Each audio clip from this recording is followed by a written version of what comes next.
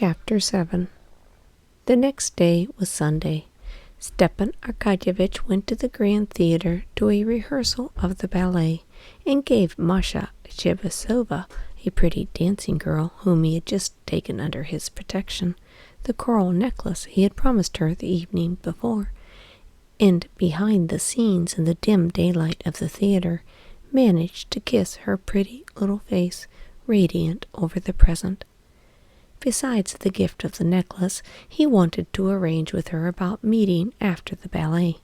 After explaining that he could not come at the beginning of the ballet, he promised he would come for the last act and take her to supper.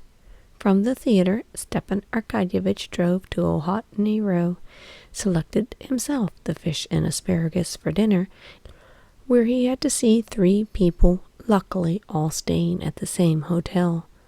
Levin, who had recently come back from abroad and was staying there, the new head of his department, who had just been promoted to that position and had come on a tour of revision to Moscow, and his brother-in-law Karenina, whom he must see so as to be sure of bringing him to dinner. Stepan Arkadyevitch liked dining, but still better he liked to give a dinner, small but very choice, both as regards the food and drink and as regards the selection of guests. He particularly liked the program of that day's dinner.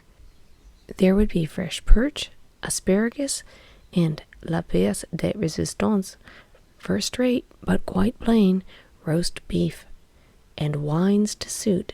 So much for the eating and drinking.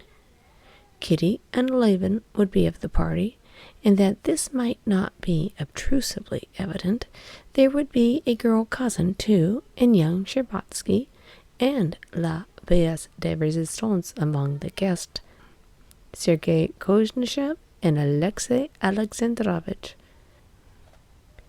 Sergei Ivanovitch was a Moscow man and a philosopher, Alexey Alexandrovitch a Petersburger and a practical politician.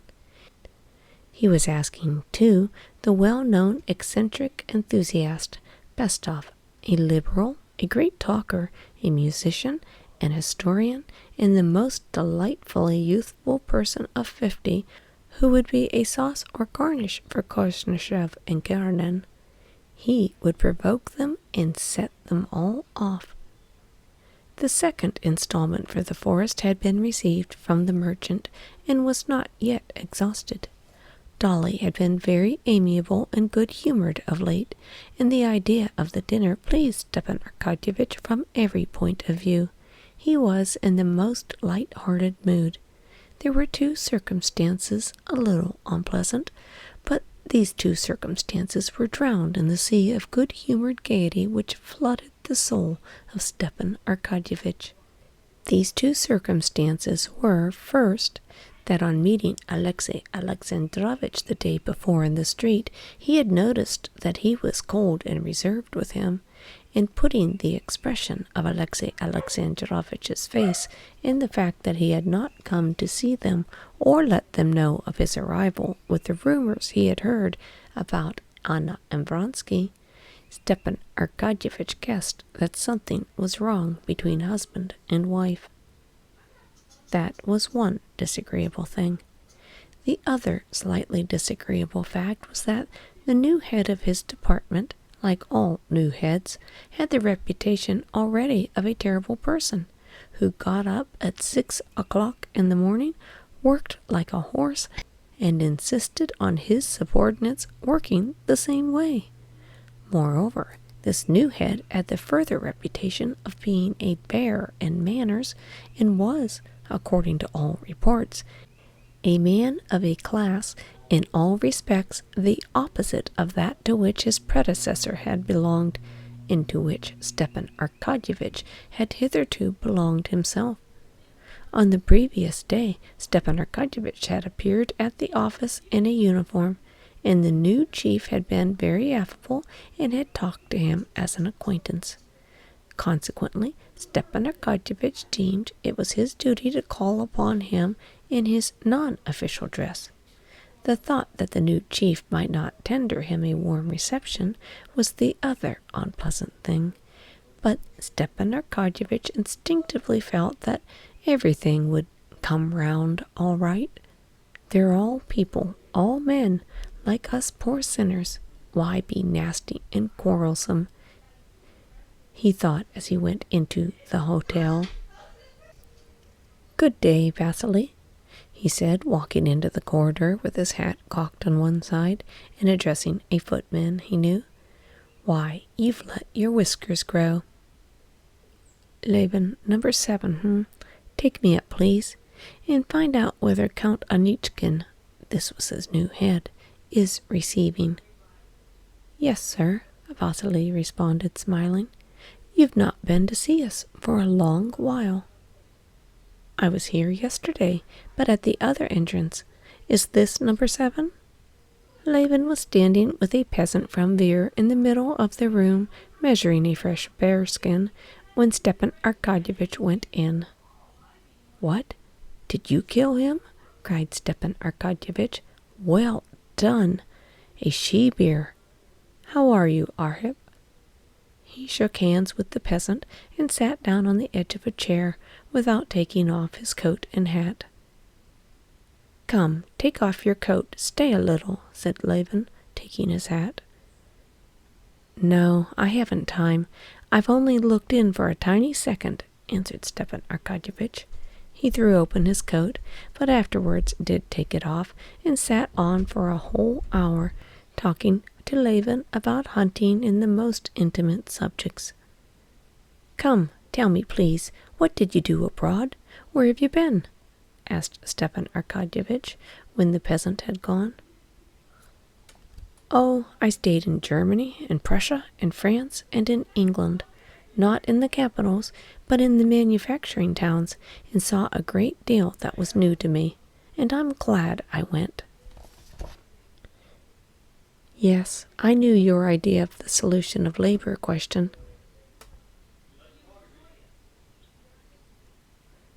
"Not a bit. In Russia, there can be no labor question. In Russia, the question is that of the relation of the working people to the land, though the question exists there too. But there it's a matter of repairing what's been ruined, while with us—" Stepan Arkadyevitch listened attentively to Levin. Yes, he said. "It's very possible you're right. But I'm glad you're in good spirits, and you're hunting bears and working, and you're interested.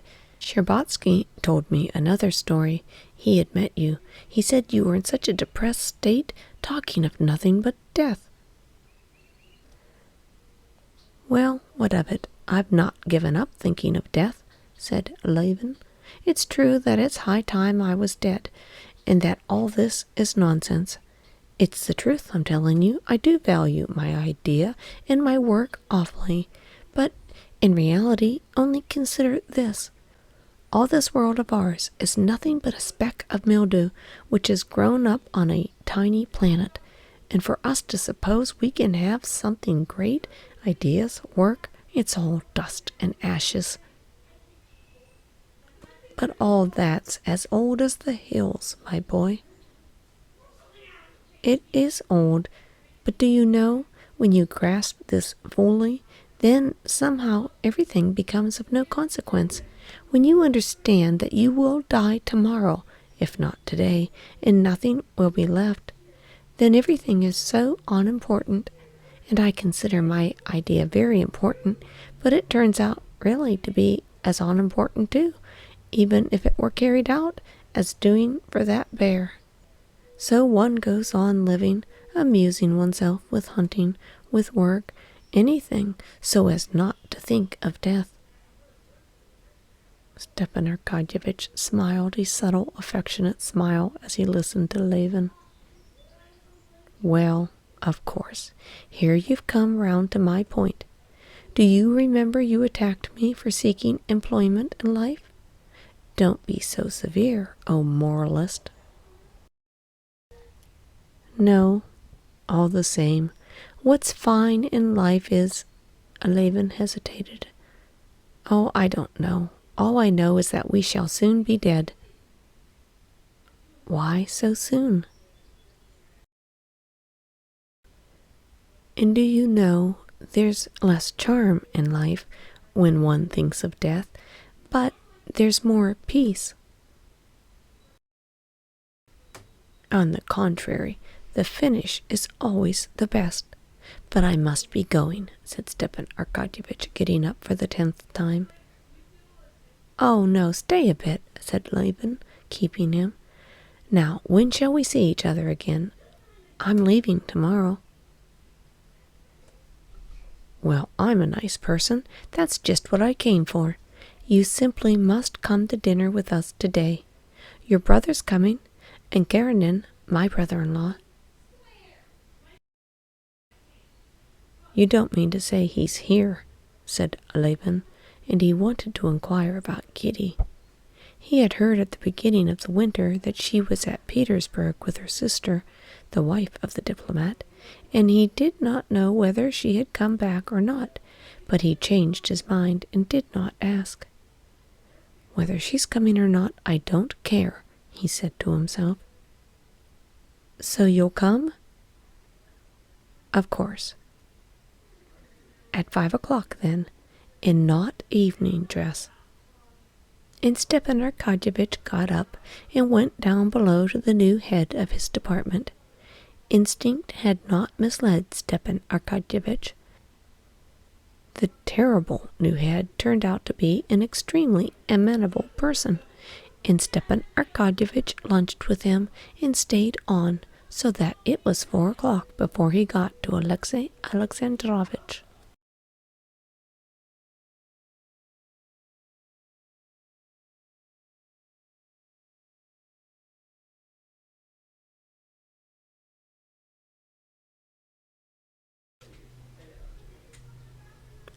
Chapter 8. Alexey Alexandrovitch, on coming back from church service, had spent the whole morning indoors. He had 2 pieces of business before him that morning. First, to receive and send on a deputation from the native tribes which was on its way to Petersburg and now at Moscow. Secondly, to write the promised letter to the lawyer. The deputation, though it had been summoned at Alexey Alexandrovitch's instigation, was not without its discomforting and even dangerous aspect, and he was glad he had found it in Moscow. The members of this deputation had not the slightest conception of their duty and the part they were to play.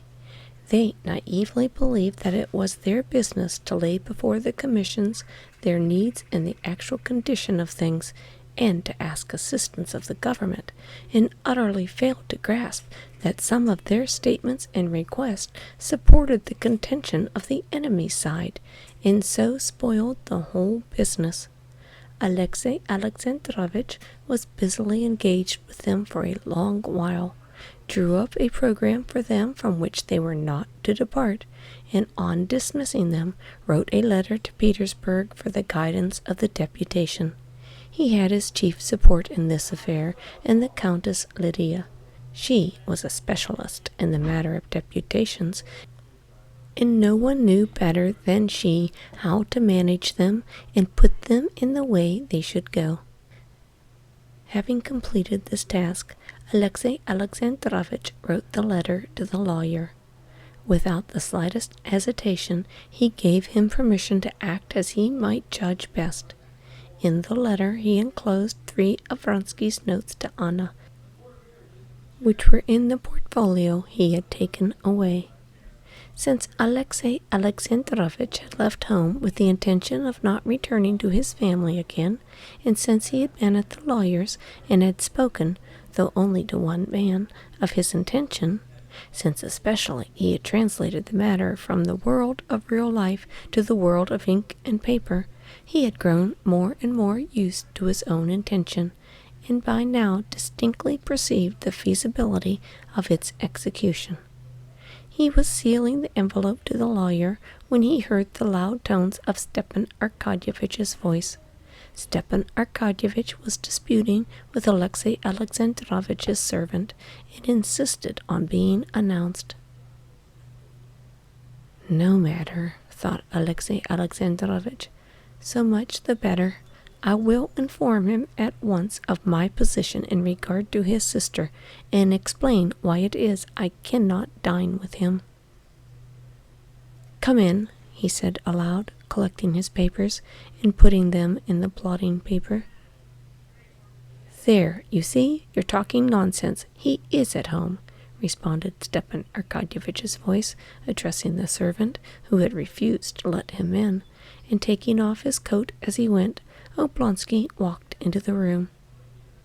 Well, I'm awfully glad I found you. So I hope, Stepan Arkadyevitch began cheerfully. I cannot come, Alexey Alexandrovitch said coldly, standing and not asking his visitor to sit down. Alexey Alexandrovitch had thought to pass at once into those frigid relations in which he ought to stand with the brother of a wife against whom he was beginning a suit for divorce. But he had not taken into account the ocean of kindliness brimming over in the heart of Stepan Arkadyevitch. Stepan Arkadyevitch opened wide his clear, shining eyes. Why can't you? What do you mean? He asked in perplexity, speaking in French. Oh, but it's a promise, and we're all counting on you. I want to tell you that I can't dine at your house, because the terms of relationship which have existed between us must cease.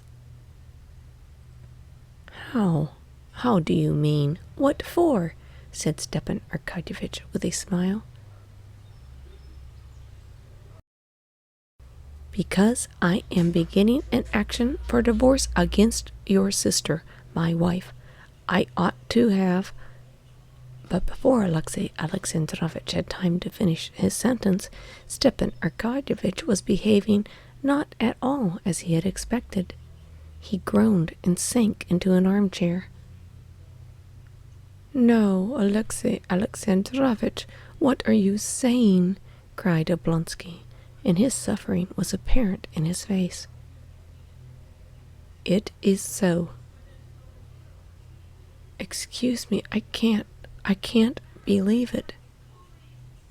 Alexey Alexandrovitch sat down, feeling that his words had not the effect he had anticipated, and that it would be unavoidable for him to explain his position, and that, whatever explanations he might make, his relations with his brother-in-law would remain unchanged. Yes, I am brought to the painful necessity of seeking a divorce, he said. I will say one thing, Alexey Alexandrovitch. I know you for an excellent, upright man. I know Anna, excuse me, I can't change my opinion of her, for a good and excellent woman. And so, excuse me, I cannot believe it. There is some misunderstanding, said he. Oh, if it were merely a misunderstanding. Pardon, I understand, interposed Stepan Arkadyevitch. But, of course, one thing, you must not act in haste. You must not act in haste. I am not acting in haste, Alexey Alexandrovitch said coldly. But one cannot ask advice of anyone in such a matter. I have quite made up my mind. This is awful, said Stepan Arkadyevitch. I would do one thing, Alexey Alexandrovitch. I beseech you, do it, he said. No action has yet been taken, if I understand rightly. Before you take advice, see my wife, talk to her. She loves Anna like a sister. She loves you, and she's a wonderful woman. For God's sake, talk to her. Do me that favor, I beseech you. Alexey Alexandrovitch pondered, and Stepan Arkadyevitch looked at him sympathetically, without interrupting his silence. You will go to see her? I don't know. That was just why I have not been to see you. I imagine our relations must change. Why so? I don't see that.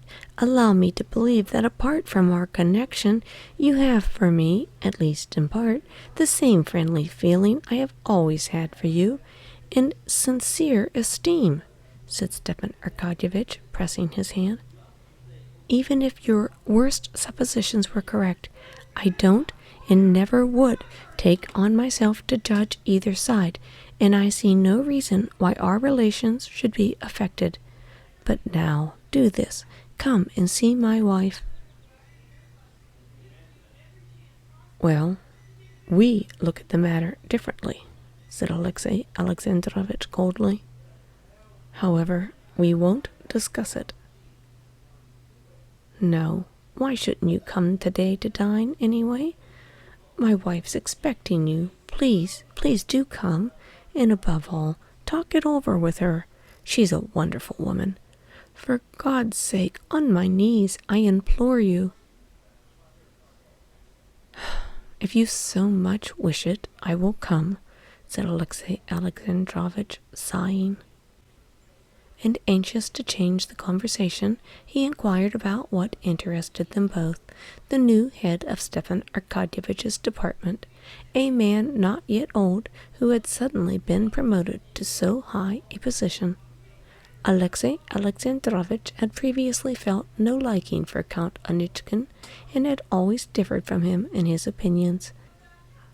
But now, from a feeling readily comprehensible to officials, that hatred felt by one who has suffered a defeat in the service for one who has received a promotion, he could not endure him. Well, have you seen him? Said Alexey Alexandrovitch with a malignant smile. Of course, he was at our sitting yesterday. He seems to know his work capitally, and to be very energetic.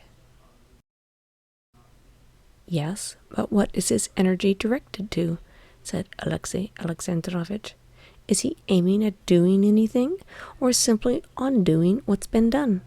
It's the great misfortune of our government, this paper administration, of which he's a worthy representative. Really, I don't know what fault one could find with him. His policy, I don't know, but one thing, he's a very nice fellow, answered Stepan Arkadyevitch. I've just been seeing him, and he's really a capital fellow. We lunched together, and I taught him how to make, that drink, wines and oranges. It's so cooling, and it's a wonder he didn't know it. He liked it awfully. No, really, he's a capital fellow. Stepan Arkadyevitch glanced at his watch. Why, good heavens, it's 4 already, and I've still to go to Dolgovishin's. So please come round to dinner. You can't imagine how you will grieve my wife and me. The way in which Alexey Alexandrovitch saw his brother-in-law out was very different from the manner in which he had met him. I've promised, and I will come, he answered wearily. Believe me, I appreciate it, and I hope you won't regret it, answered Stepan Arkadyevitch, smiling. And putting on his coat as he went, he patted the footman on the head, chuckled, and went out. At 5 o'clock, and not evening dress, please, he shouted once more, turning at the door.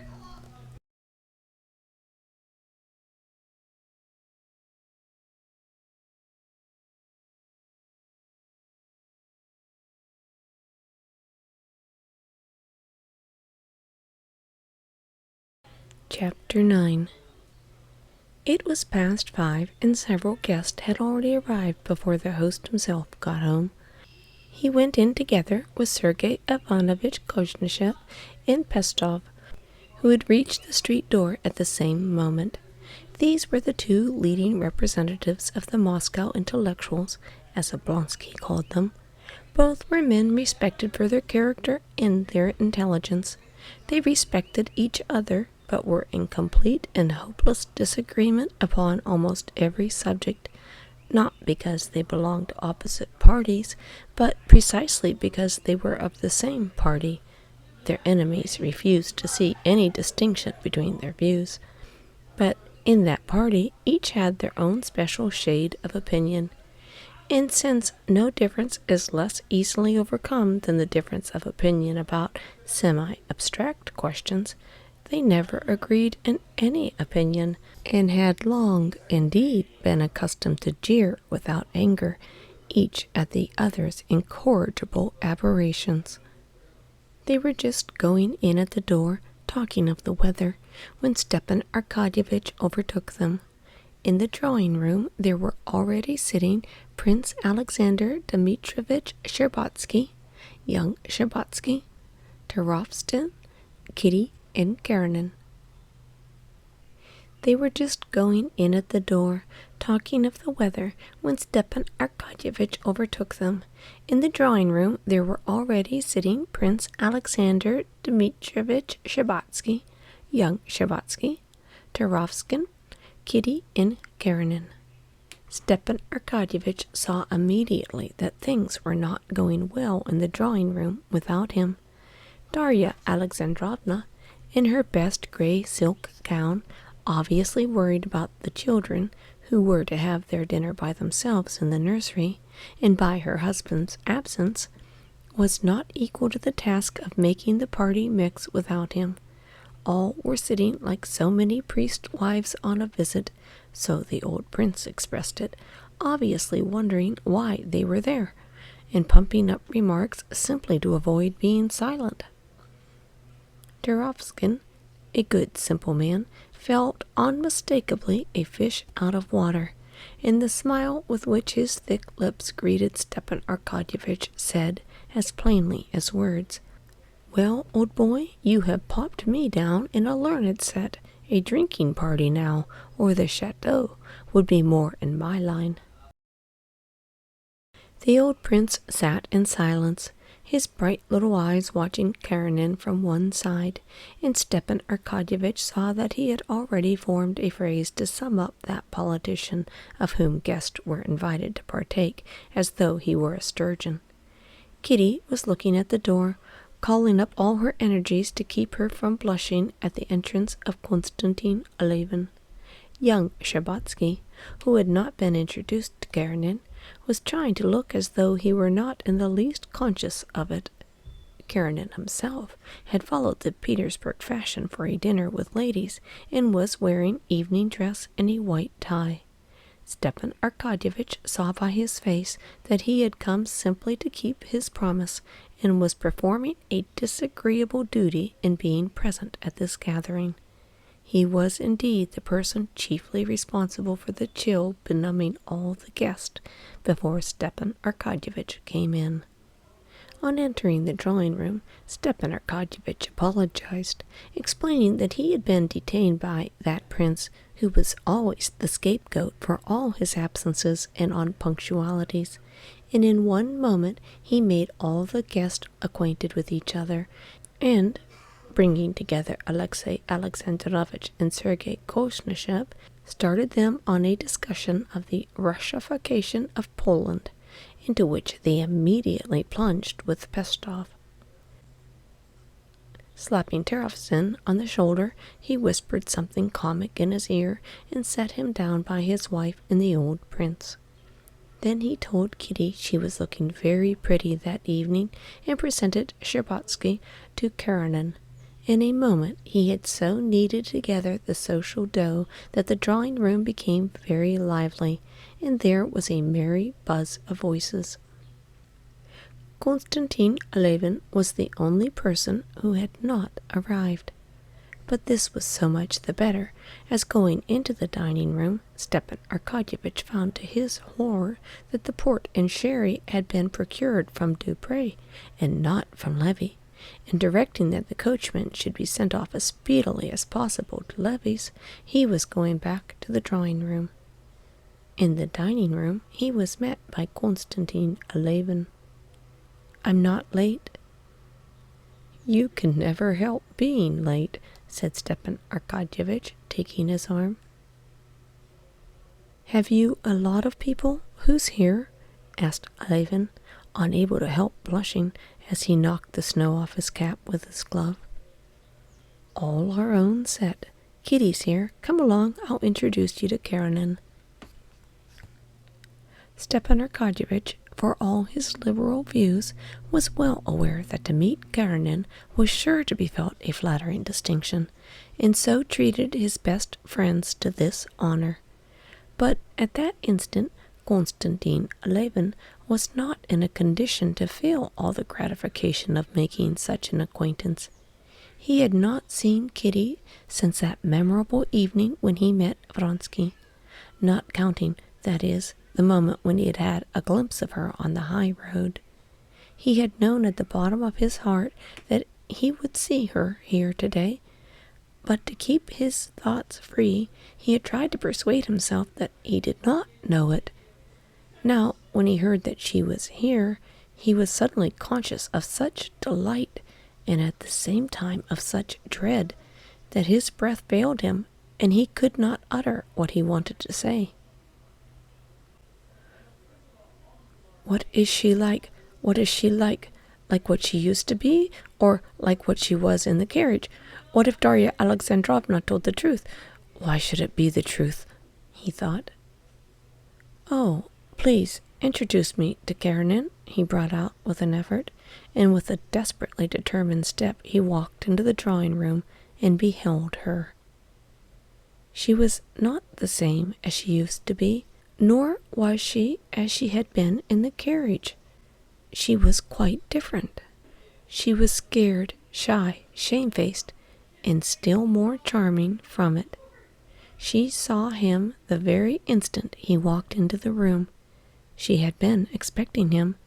She was delighted, and so confused at her own delight that there was a moment, the moment when he went up to her sister and glanced again at her, when she and he and Dolly, who saw it all, thought she would break down and would begin to cry.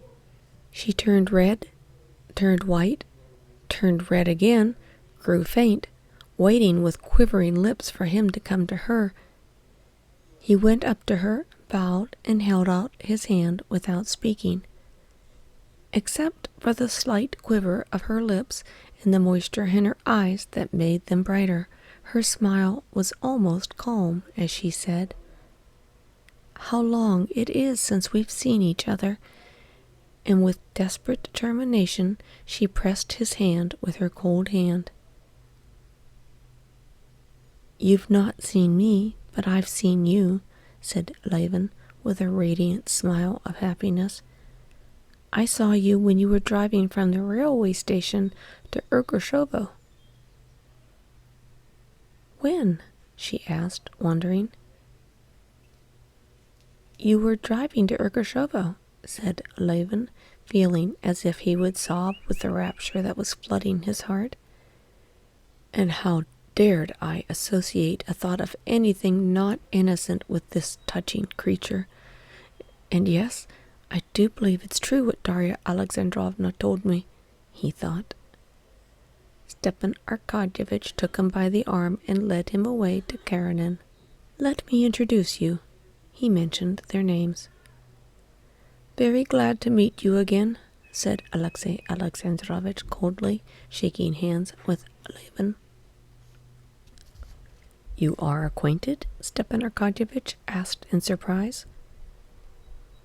"We spent 3 hours together in the train," said Levin, smiling, "but got out, just as in a masquerade, quite mystified. At least I was."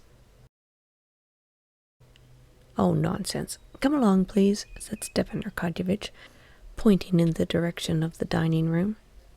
The men went into the dining room and went up to the table, laid with 6 sorts of spirits and as many kinds of cheese, some with little silver spades and some without, caviar, herrings, preserves of various kinds, and plates with slices of French bread.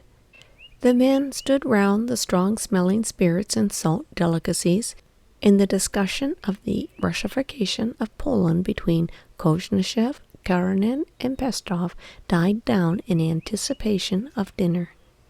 Sergei Ivanovich was unequaled in his skill in winding up the most heated and serious argument by some unexpected pinch of Attic salt that changed the disposition of his opponent. He did this now. Alexey Alexandrovich had been maintaining that the Russification of Poland could only be accomplished as a result of larger measures which ought to be introduced by the Russian government. Pestov insisted that one country can only absorb another when it is the more densely populated. Koznishev admitted both points, but with limitations. As they were going out of the drawing room to conclude the argument, Koznishev said, smiling, "So, then, for the Russification of our foreign populations, there is but one method. To bring up as many children as one can. My brother and I are terribly in fault, I see.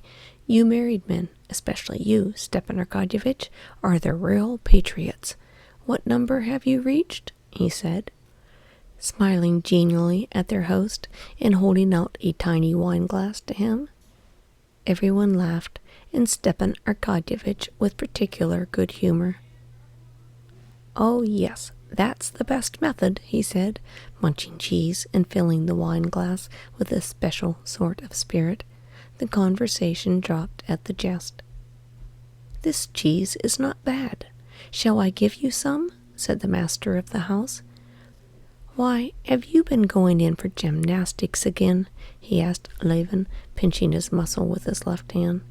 Levin smiled, bent his arm, and under Stepan Arkadyevitch's fingers the muscle swelled up like a sound cheese, hard as a knob of iron through the fine cloth of the coat. What biceps! A perfect Samson. "I imagine great strength is needed for hunting bears," observed Alexey Alexandrovich, who had the mistiest notions about the chase. He cut off and spread with cheese a wafer of bread fine as a spider web. Levin smiled. "Not at all. Quite the contrary. A child can kill a bear," he said, with a slight bow, moving aside for the ladies who were approaching the table. "You have killed a bear, I've been told," said Kitty, trying assiduously to catch with her fork a perverse mushroom that would slip away, and setting the lace quivering over her white arm. "Are there bears on your place?" she added, turning her charming little head to him and smiling.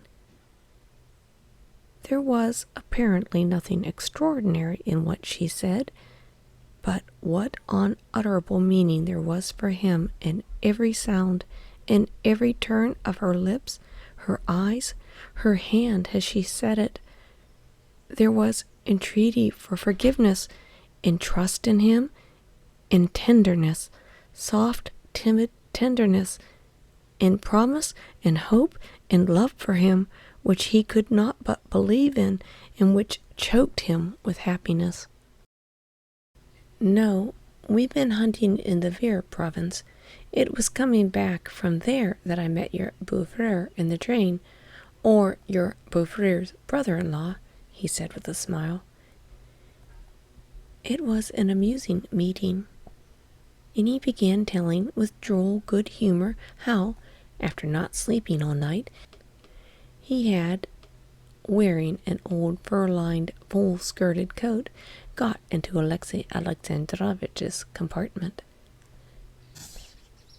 The conductor, forgetting the proverb, would have chucked me out on account of my attire, but thereupon I began expressing my feelings in elevated language, and "You too," he said, addressing Karenina and forgetting his name, "at first would have ejected me on the grounds of the old coat, but afterward you took my part, for which I am extremely grateful." The rights of passengers generally to choose their seats are too ill-defined, said Alexey Alexandrovich, rubbing the tips of his fingers on his handkerchief. "I saw you were in uncertainty about me," said Levin, smiling good-naturedly. but I made haste to plunge into intellectual conversation to smooth over the defects of my attire. Sergei Ivanovitch, while he kept up a conversation with the hostess, had one ear for his brother, and he glanced askance at him. "What is the matter with him today? Why such a conquering hero?" he thought. He did not know that Levin was feeling as though he had grown wings. Levin knew she was listening to his words, and that she was glad to listen to him. And this was the only thing that interested him. Not in that room only, but in the whole world. There existed for him only himself, with enormously increased importance and dignity in his own eyes, and she. He felt himself on a pinnacle that made him giddy, and far away down below were all those nice, excellent Karenins, Oblonskys, and all the rest of the world. Quite without attracting notice, without glancing at them, as though there were no other places left, Stepan Arkadyevitch put Levin and Kitty side by side. "Oh, you may as well sit there," he said to Levin. The dinner was as choice as the china, in which Stepan Arkadyevitch was a connoisseur. The soup Marie-Louise was a splendid success. The tiny pies eaten with it melted in the mouth and were irreproachable. The 2 footmen and Matvey in white cravats did their duty with the dishes and wines unobtrusively, quietly, and swiftly. On the material side, the dinner was a success. It was no less so on the immaterial. The conversation, at times general, and at times between individuals, never paused, and towards the end the company was so lively that the men rose from the table without stopping speaking, and even Alexey Alexandrovitch thawed.